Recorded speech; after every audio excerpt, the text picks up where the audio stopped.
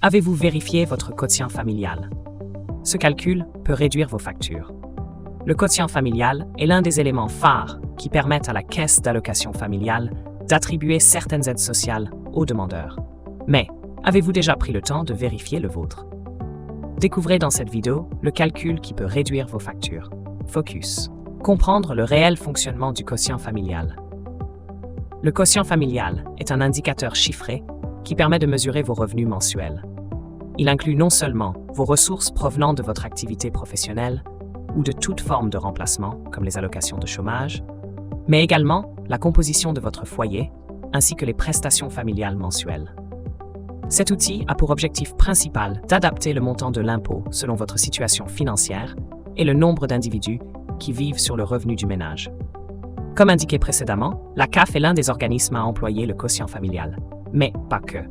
Les associations du secteur périscolaire, les mairies et les accueils des loisirs l'utilisent également pour calculer certaines données monétaires.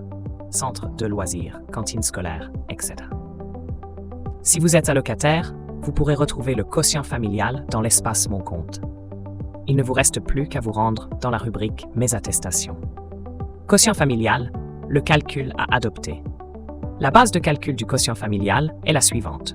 Il suffit de soustraire les ressources annuelles imposables par les abattements sociaux, le tout divisé par 12. Puis, à partir du résultat, vous ajoutez l'ensemble des prestations familiales offertes par la CAF. Il ne reste plus qu'à diviser cette somme par le nombre de parts fiscales. Concrètement, voici la formule.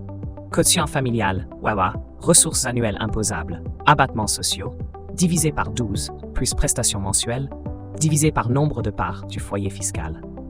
À noter que le nombre de parts varie selon un critère précis. 2 parts correspondent à un couple ou une personne isolée.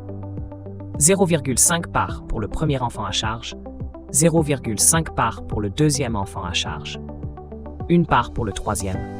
À partir du quatrième, c'est 0,5 parts par enfant supplémentaire, 0,5 parts de plus pour un enfant en situation de handicap. La formule est différente pour les parents séparés n'ayant pas la garde des enfants. En effet, elle prend en compte la pension alimentaire. Il est important de souligner que le quotient familial n'est pas un indicateur fixe. Il peut donc évoluer en grande partie en fonction des compositions du ménage. Par exemple, si vous avez un enfant majeur, normalement, il n'est plus à votre charge, notamment aux yeux de la CAF. Cela réduirait alors le quotient familial. À l'inverse, si vous décidez d'accueillir un enfant chez vous, le nombre de parts augmente en conséquence, ce qui vous permettra d'obtenir un montant d'aide plus élevé.